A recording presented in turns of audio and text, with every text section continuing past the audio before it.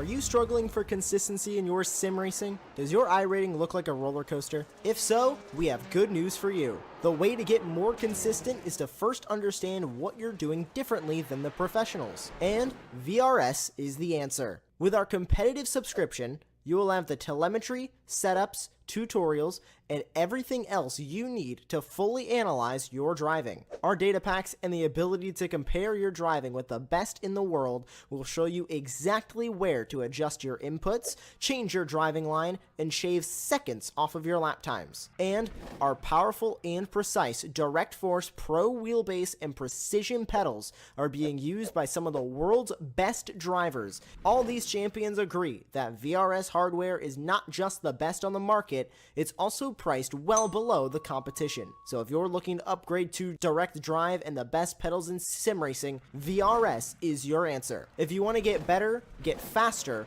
and make it happen sooner rather than later, you owe it to yourself to find out why so many people are switching to VRS. You'll be so glad that you did. Visit www.virtualracingschool.com and learn why the best use VRS.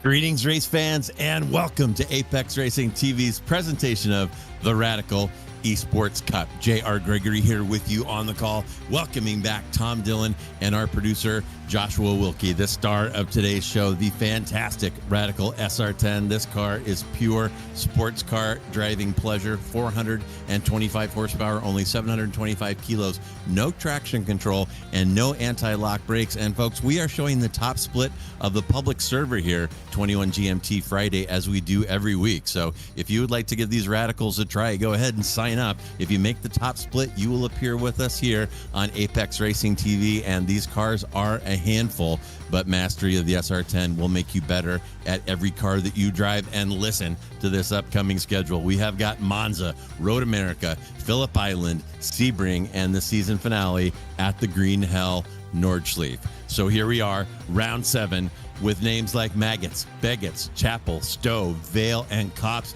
You know that we are at Silverstone, and you probably also know it's a converted World War II airfield, much like over here in the U.S. They converted Sebring, an old military facility, into a racetrack. Racing started here in 1947, and in the 75 plus years since then has hosted WEC, World Touring Car Championship, European Le Mans, and many others. Currently host to Formula One, British touring cars, GP, Grand Prix motorcycles, and a variety of other professional and amateur events. This is a longer track. It is 5.8 clicks or 3.6 miles, 18 corners, and the current record for this configuration was set by a guy named Max Verstappen back in 2020, who threw down a 127.097. So, Tom, first of all, want to welcome you back. You haven't been able to join us for a while, so it's going to be a pleasure to have you back in the booth.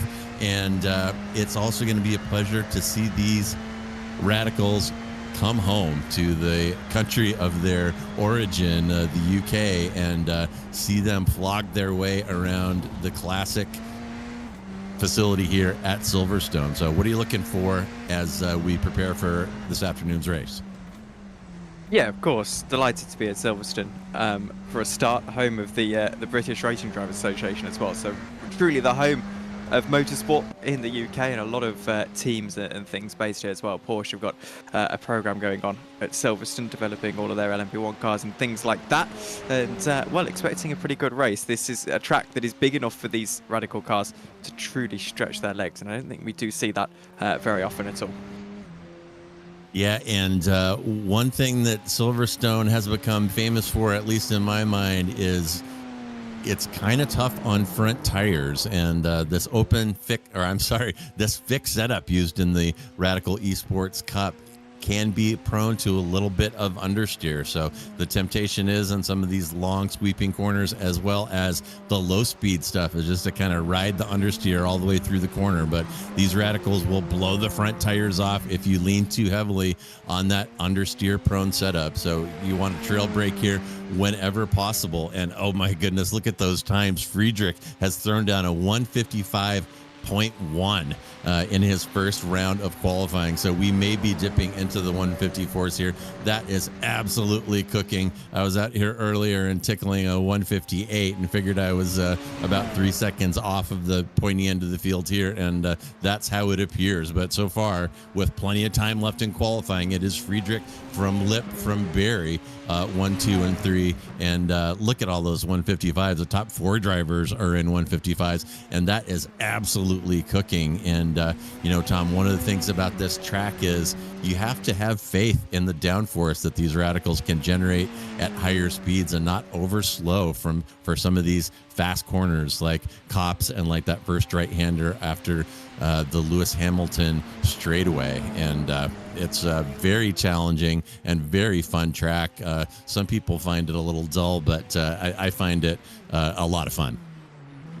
Yeah, and I'm glad you mentioned Copse. Actually, it was a corner I was going to bring up. And these cars especially, you're heading into that corner. And, you found this actually a few years ago in Formula 1 cars as well. It's not quite flat, but it certainly looks flat. And, you're so close to it being flat that if the track was almost extended a few meters on the left-hand side, you'd probably find yourself being able to take Copse pretty comfortably flat.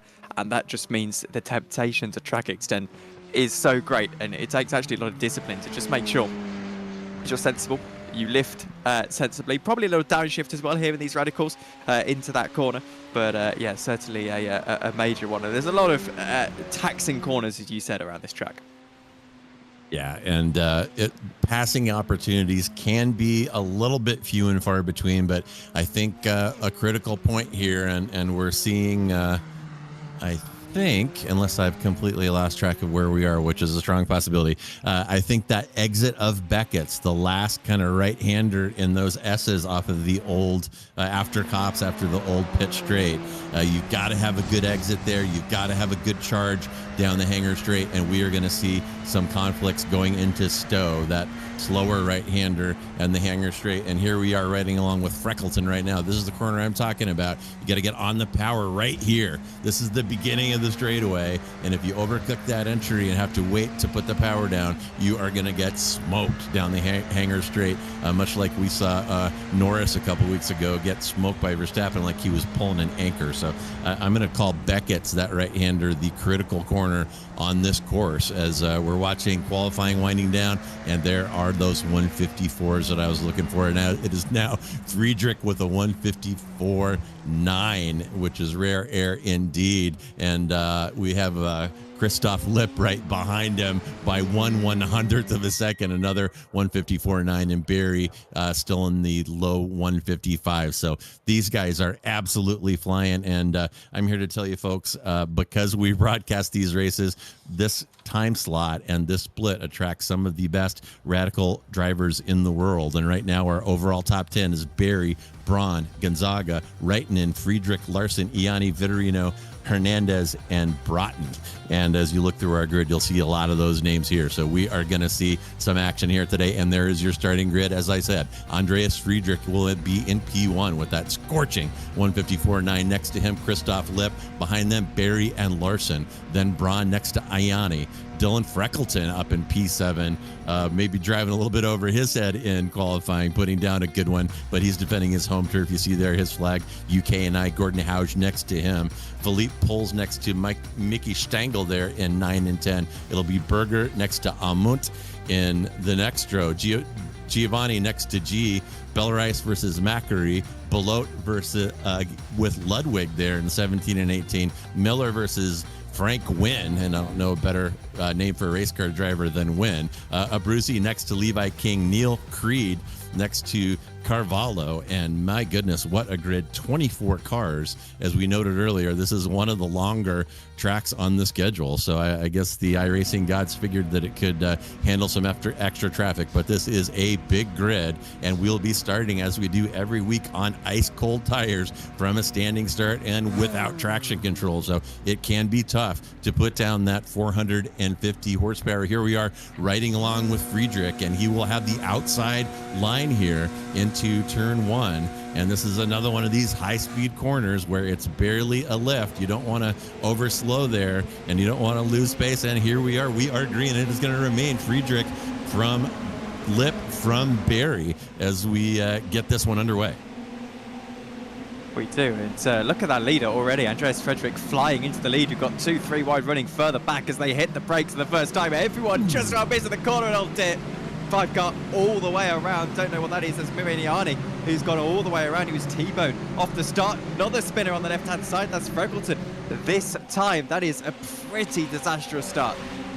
Yeah, that is a rough start. Iani getting speared there. I think somebody overcooked one of those entries and stuck that radical right into the side of Iani's car, sending him off. Obviously not the start that he wanted. He had gridded in P6 and he's fallen 12 positions all the way into P18. So a horrid start from Iani, and up front it's the grid is pretty stable. It is Friedrich from Lip from Barry. That's the top 3 as they qualified.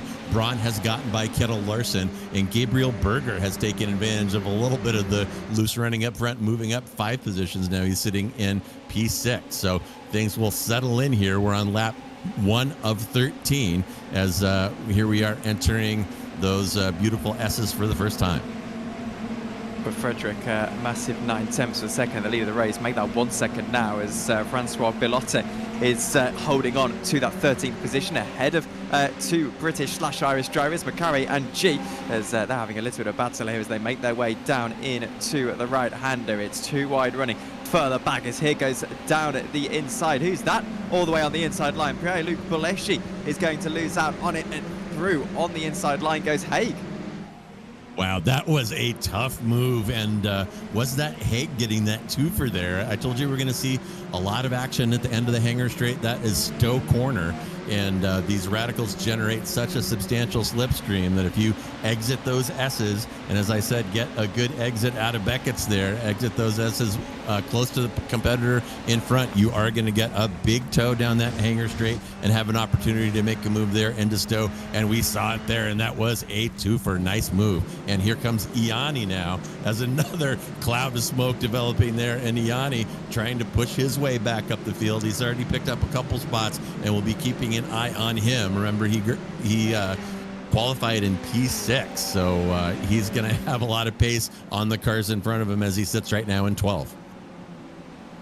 Lap 2 of 13, and here goes Gordon Haig down the inside, trying to hold on to 9th position, and does exactly that. Pretty decent move for him. We've got a couple of drivers falling down the field. Freckleton is one of them. Looks like Bulareshe is going to be another. He falls down into 21st position now, so there's 2 drivers tumbling down at the order. Meanwhile, the gap at the top of the field to German/Austrian licensed drivers are starting to battle it out as Frederick and Lip only 7/10 of a second. This is Damien G on the outside line, loses out on 16th position at the moment, but through Copse, one of those critical corners on the racetrack, is able to just about stay behind that driver behind him. Bilotte in that number 17 car, but he isn't able to find a way through. Maggots and Beckett's is a corner you can only really follow on.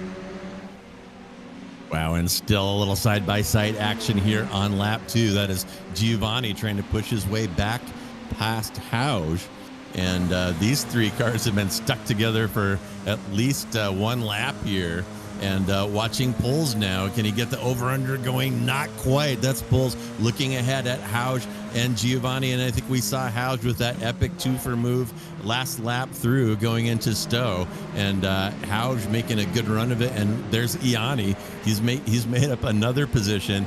back up to P11 now. If he can make 5 more passes, he will have reattained his qualifying position. And meanwhile, I may have put a jinx on Freckleton. I pointed out that he had qualified higher than we normally see him, and he had some sort of off and is now in P19, down 12 from his qualifying position. So you Freckleton fans out there, my apologies for putting the jinx on him, which I firmly did. We're going to catch a little replay here. Here is Freckleton. And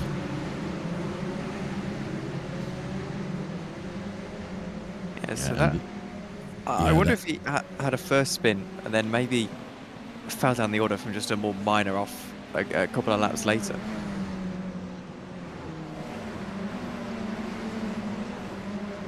yeah, and our first retirement of the day after only 3 laps. Looks like Creed has stuffed that Radical and taken the toe, and he is out. Not sure what happened to him, but meanwhile, here we are back up front. It is Friedrich from Lip from Barry, and Friedrich trying to keep Lip out of his draft, but Lip closing him down there. Anything around 0.8 or closer, and you'll start getting a tow from the car ahead. So a little train forming up front. Friedrich, Lip, Barry, and out in the back there you see Braun putting use to that weave that maybe he perfected at Road Atlanta last week. Some defense there by him with Larson sniffing around, seeing if he can get through that weaving wall of Braun. And as we ride along with Friedrich now. Yeah, 9/10 of a second in the lead of the race, ahead of Christoph Lipp. And look how much speed he was carrying through that final corner. Keeping on James Barry as well. He's prowling at his home race in 3rd position at the moment. Fastest lap of the race goes to Andreas Frederick, 54.9 behind. James Barry lapping ever so slightly quicker. So I wonder if that's going to be something that's going to happen, and that James Barry is going to start to put that pressure on. Yeah, I think based on watching Barry over a couple of seasons here, that he's probably okay sitting in P3 right now, as long as he's within striking distance of P1 and P2 here. So he may just kind of tuck behind Lip and try to take it easy and bide his time and put subtle pressure on from behind. Lip is not one that we've seen make a lot of errors, so just pressuring him for the sake of forcing a mistake may not work. If Barry wants that position, he's probably going to have to make a move down the stretch. And here we are watching Heinz Braun still with Kettle Larson sniffing around behind, and Braun, a tough defender. You'll probably see him put a little weave here to try to break that slipstream, and he does. And here's that fast right-hander after the new pit straight. That's another one, as Tom was mentioning, you just want to breathe the throttle just a bit and try to stay off the brakes and keep that speed up and have faith in the epic downforce generated by these SR10s.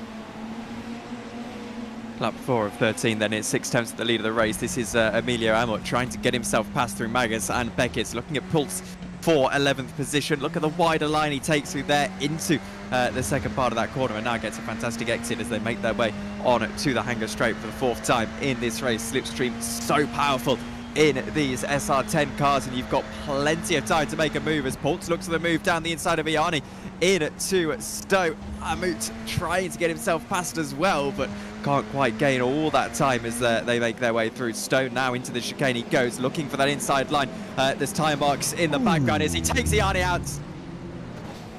Oh my goodness, that goes from bad to worse, Tom, and I saw that coming. I'm not sure that that Pulse had really had the space there that he needed to stuff that Radical down the inside, turns Iani, and then somebody comes through and collects him. So we have seen Iani get hit on both sides of that Radical. That time he spit the nose off, and is he still underway? It looks like he is still rolling, but Abruzese there has taken a tow for our second retirement in what has turned out to be a rough and tumble start here at Silverstone. Josh is going to spin that replay up for us. Here's Amont now in the crowd, and you see him wanting to peek inside that chicane, and I don't like his chances there, Tama, and Iani may not have helped the situation by not staying on his brakes once he got turned. Yeah, I was going to say that the two things I was going to point out there. Iani didn't hold his brakes. That caused him to go back across the racetrack. That'll be a pretty big penalty in a series of live stewarding. And then, of course, you had Amund going down the inside pretty aggressively. Christoph Lipp then has caught up to the back of the leaders, as I believe, JR, we've got a little bit of a replay as we keep an eye on these leaders, a bit of a replay of that last one.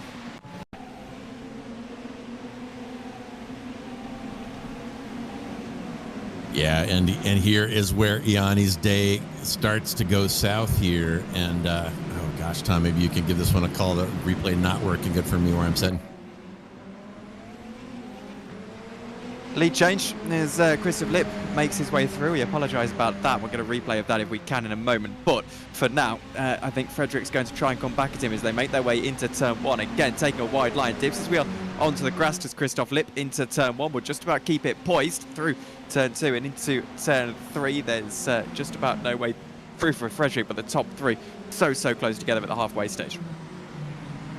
Yeah, and teammates Friedrich and Barry, they are used to driving around each other, and a good chance that they are on comms together right now as well, kind of planning what they're going to do with Lipp here. And we will get a replay on that move in a moment here. But look at Lipp has already stretched out that gap. He's stretched out to 0.5 and growing here. And Lipp is somebody pretty well known to us here, the Radical Esports Cup, as somebody with a lot of pace. So if Friedrich can't close him down here pretty quickly, he'll have to keep an eye on Barry to see if he wants to get through and get a crack at Lipp. And meanwhile, here is that lead change. Yeah, really tiny move, isn't it, around the outside? Yeah, and they stay side by side through the chicane. Great driving by everybody involved here. Coming back around onto the new pit straight, the Sir Lewis Hamilton straightaway there, and some great action that we've grown accustomed to here, Radical Esports Cup. And now it is Lipp from Friedrich from Iani, and Lipp has thrown down the gauntlet with a 154.84, which looking up and down the board looks like the fast lap by just a tiny bit over James Barry, and Friedrich's best still above a 156. So would not at all be surprised to see Barry want to get past Friedrich and see if he can take a crack at Lipp here on lap 6 of 13.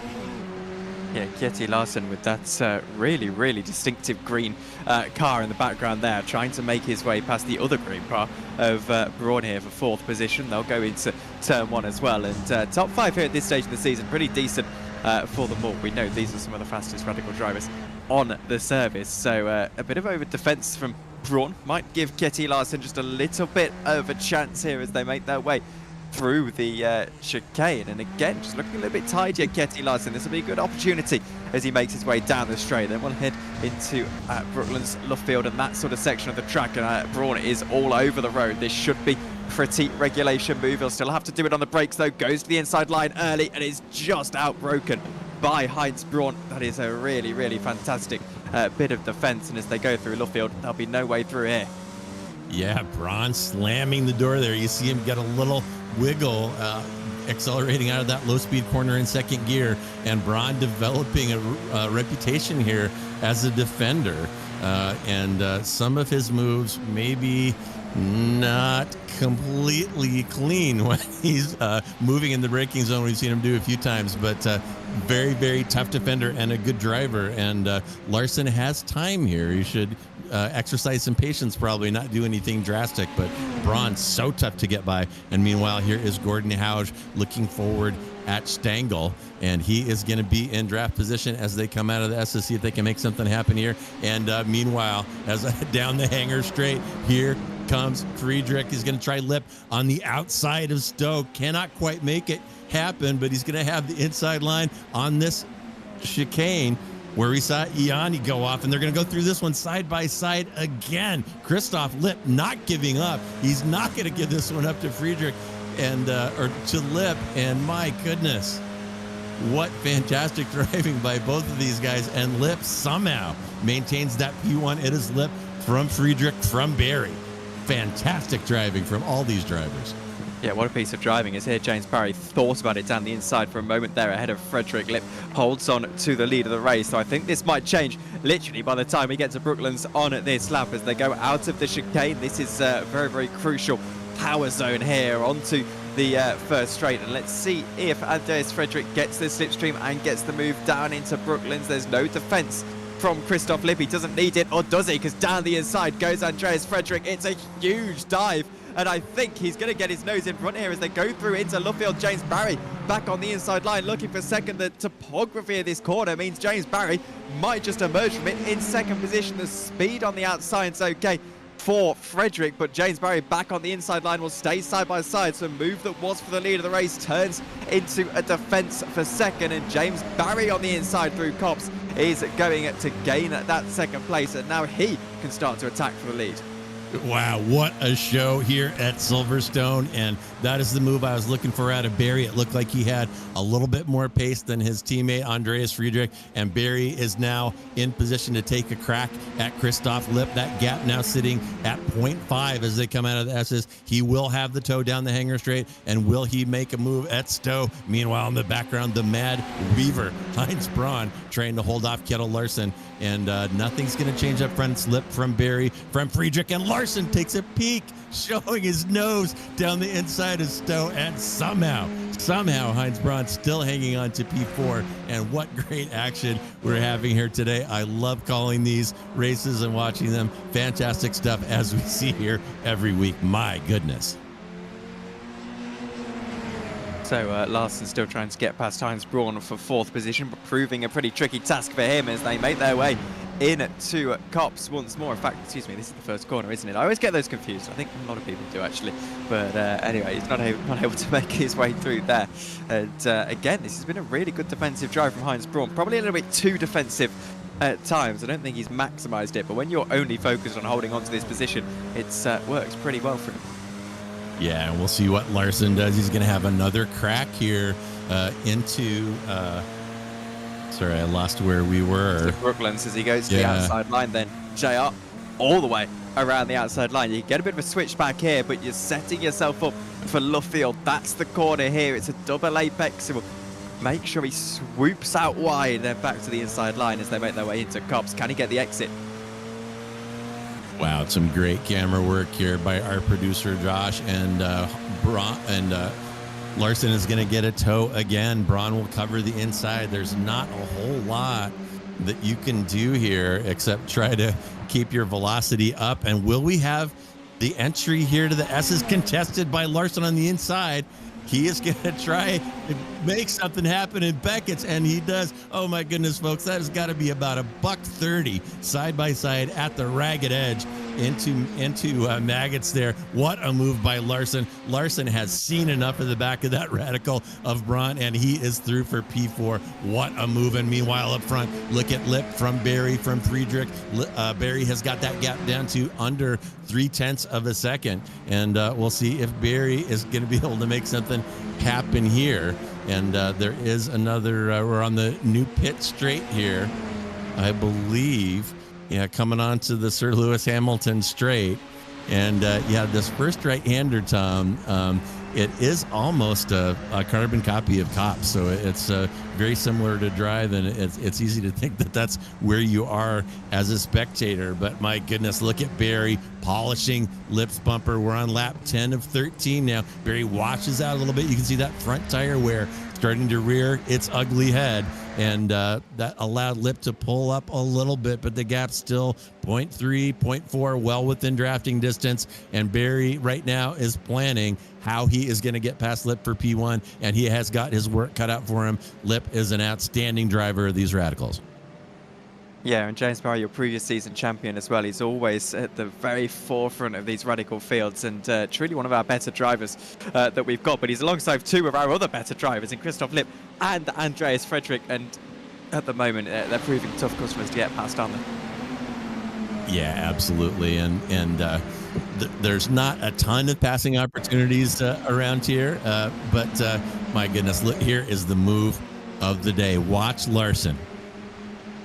High risk, high reward, as he's going to stuff it down the inside of Maggots up on the curb, holds his lane, and pushes past Braun. That is absolutely epic move and super super high skill and great car control by Larson. And what is that gap now? He's still got Braun hanging around behind him. Looks like about half-second gap between those two. So Braun not giving up, but Larson showing how it's done there on entry to Maggots. Crazy stuff. And meanwhile, here we are back at the front. It is still Lip, Barry, Friedrich, a 0.3 gap between Lip and Barry running out of time. He's weighing his options now, trying to figure out the best place to stick it in, and we're going to see him do something here before this one is over as they roll past start finish and begin lap 11 of 13, 3 left.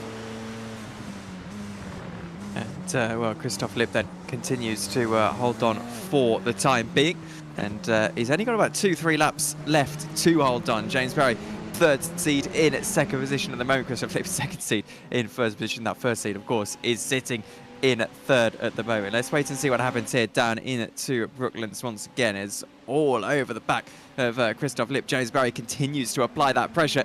And yet again, even though he can get right up to the back bumper, he can't quite find a way through. He just needs to find a place to stuff it to the inside line, doesn't he? He goes through Luffield and takes himself a very, very wide line. Should give himself a bit of a run, but again, it's the cops. There's going to be no doing here.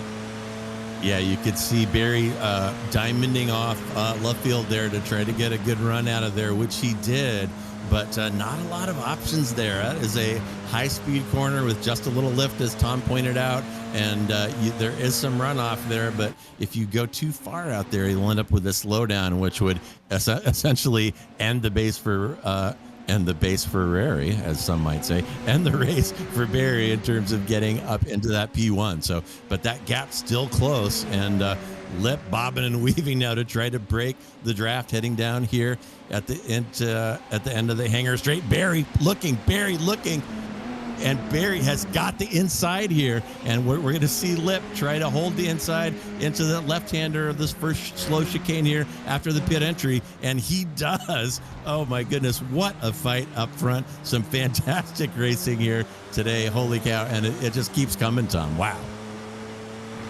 It does. I thought Barry had done it then, but as we head into what's going to be the final lap of the race then, obviously not this time quite, we'll have one more lap after this. His time is certainly running out. 1 minute 55.0 across the line. He was actually ever so slightly faster than his competitor on that last lap. It was 0.04 of a second. This is two guys in somewhere like probably with some of the best pace, I should say, in this category of racing, and they are so close in pace. Absolutely, and those top three, I'm looking at their best laps on our timing tower. Lip has a 154.74, Barry 54.72, and Friedrich 54.92. So yeah, very similar in pace here, and Barry may be getting a little toe from Lip on some of these straightaways, but they're still very evenly matched, and you can see that gap there. Lip and Barry have pulled away from Friedrich somewhat, so it's going to come down to Lip and Barry for P1, and that gap has been hovering around 0.2, 0.3 for several laps here, but Barry so far unable to make anything happen, although I promise you that he is thinking about it and weighing his options. And here we go. We're going to come down the hangar straight again and see if Barry can make something happen with that toe. And we're going to ride along with James Barry. Here we are on the hangar straight, fastest part of the track, getting the slipstream. Lip was going to weave back and forth to try to break it. And what is Barry going to do? He's going to show his nose on the inside, maybe testing Lip's response for a last lap move, but nothing so far. Down into the final chicane they go for what will be the penultimate time in this race. Then they'll head across the line for again the penultimate time of this race onto the final lap. A bit of curb for Christoph Lip gives him a slightly worse run than James Barry, heading down into turn one. White flag in the air. It's the fastest lap of the race for Frederick on that last lap, but James Barry crucially faster than Christoph Lip. He's putting so much pressure on, and Christoph Lip proving that this track, which is actually quite difficult to defend on, is a track that he is capable of defending on as they make their way now into the first chicane for the final time. They'll then head down the first straight into Brooklands. That's probably James Barry's first overtaking opportunity. Let's keep an eye on this. Lip goes very defensive. Frederick stalking in the background. Barry doesn't want to help himself to that slipstream. Back to the racing line goes Christoph Lip. James Barry closes up again so much into Brooklands, but can't quite find a way through. Once again, it's been the story of his race so far, and as they make their way out of Luffield, James Barry looks to capitalise on Christoph Lipp, dipping his wheel into the gravel.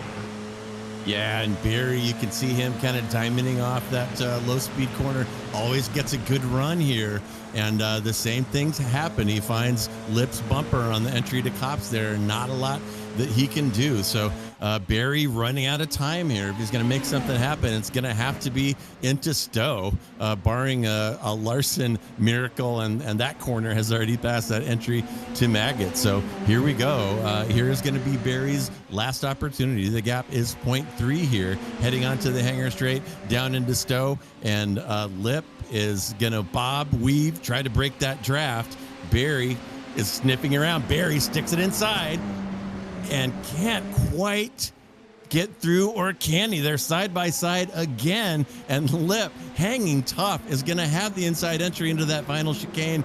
And my goodness, speaking of defense, fantastic defense by Christoph Lipp, and that is going to take care of it. Under attack relentlessly from James Barry for the latter half of that race, and Barry just could not find a way through. Great driving by Christoph Lipp, and a well-deserved win. A really well-deserved win. I think if Barry had just dived to the inside line on that final lap, maybe he'd have squeezed his way through, but not to be in the end. This is a battle going on. G and Stanchel going down into the chicane, and looks like Stanchel going to have this defended just like Christoph Lipp.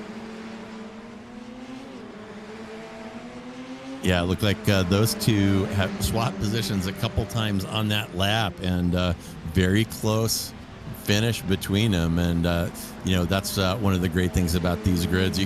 We tend to watch the front, but there are great battles going on from top to bottom.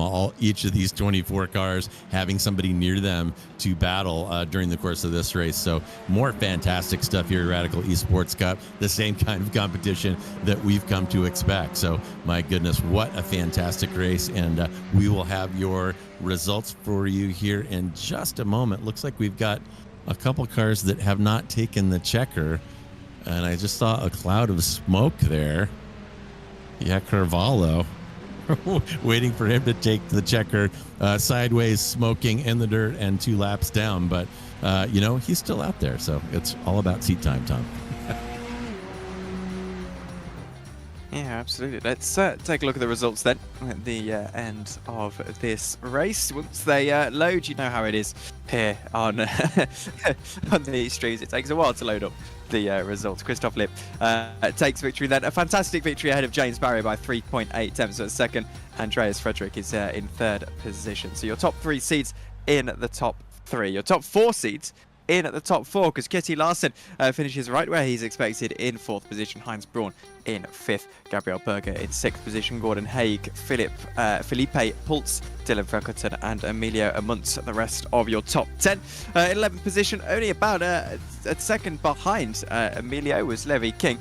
Frank Nugent in 12th position, Michi Stanjel, Damien G and Pierre-Luc Bolecicci, your top 15. A few drivers who were a little bit further down the order: Francois Bilotte, Davide Di Giovanni, then Orest Ludwig, William F. Miller, Yori Cavallo, your top 20. And then all these drivers seemingly not taking the checkered flag: David Macari, Keith Britze, Marianne Iani and Neil Creed. And with 24 names to get through, JR, we're going to have a chat with James Barry, who was so close but so far. Well, James Barry, a hard-fought P2 there, and my goodness, you were hounding Christoph Lipp, painting his bumper through the latter half of that one, at least 6 or 7 laps, and could not quite find a way through. So as you were kind of weighing your options there, what did you think your best crack at Lipp was, and how did it work out for you? Well, as you saw, I think it was those attempts into Stowe, like on the last lap there. That was the closest I could get. He was obviously weaving all over the place, and that was really working for him, to be honest. That he did a good job of breaking the draft. And through the first sector, I couldn't really follow him because turn 1, I had so much understeer every lap because of the dirty air. So it had to be to Stowe, and then going down the inside, it's a real difficult one because the corner's kind of cambered away, so it kind of falls off from the apex, so it's hard to get grip there. And yeah, I mean, he did a great job defending, so hats off to him. Yeah, he really did, and you'll go back and watch the replay, but really solid defense by him. Even though you had the inside and Stowe, he stuck with it to cover off the inside of that slow left-hander, the chicane after the pit exit. So really great driving by everybody there. And was there a team conversation between you and Friedrich during that one, deciding who was going to have the best crack at lip, or did you just take advantage of a little air by Andreas to move up into P2? Yeah, we weren't on the mic on that race, but first part of the race I was just happy to let him have a go because he was faster than me in qualifying. And then I took my chance when it came because I knew that it's really difficult to overtake here. So when the chance came when Andreas was trying to go around the outside of Christoph, I just snuck up the inside and then decided it's my turn to have a go. But sadly, neither of us were able to crack the code. Yeah, well, I'll tell you, that was a fantastic race. You guys put on a great show, and I wouldn't hang my head finishing 0.2 seconds behind Lip because he is alien fast out there, as are you. So really good race. James, congratulations on that P2. And as we wrap it up, is there anyone you would like to thank or give a shout out to today? Shout out everyone in the broadcast because we usually have a split, but today we had a full grid of 24 drivers with no split, and hopefully some of the kind of newer drivers, well, I let them know before the race that it's being broadcast, so hopefully they'll come and check it out. So yeah, and thanks for the broadcast as always. Yeah, absolutely. Okay, James, well, thank you very much, and we will see you next week. And that was our P2, James Berry. I do not see anybody else waiting, Tom. And hang on one second while I grab my notes. Coming back from vacation, I'm not as razor sharp as our audience is used to, but coming up on Apex Racing TV, we are not just about these fantastic radicals. On Sunday, join us for Racing Unleashed, the iRacing Racer League at the Nürburgring GP, and these radicals will be back. If you enjoyed watching these folks dicing out here, the Radical Sim Racing America's Championship will be right here at Silverstone. So join us for those two races on Sunday. And we have got great racing. We got some of the best drivers, best cars, and best tracks in the business here on Apex Racing TV. So go ahead and subscribe and hit that notification button so that you don't miss any of the action here. And again, I want to welcome back Tom Dillon. Great to have you back here calling this event at your home track. Tom, we've been missing you. And on behalf of myself, Tom Dillon, and our producer, Joshua Wilkie, thank you so much for joining us. Have a fantastic Friday and an even better weekend.